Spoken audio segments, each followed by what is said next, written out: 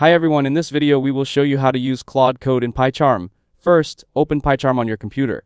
Now, click on the settings icon from the top right corner of the window. Here, click on Plugins.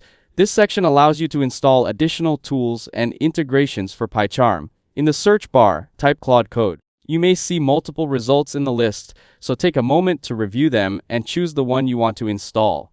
Then click Install next to the plugin. Wait a few moments while PyCharm downloads and installs the plugin files. If a permissions or license prompt appears, click Accept to continue.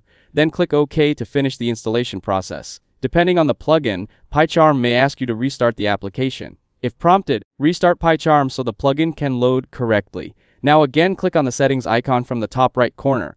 Then click on Plugins once more.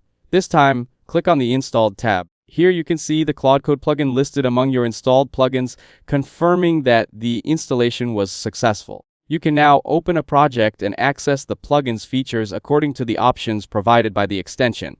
If this video helped you out, don't forget to leave a like and subscribe to the channel. Thanks for watching, and I'll see you in the next one.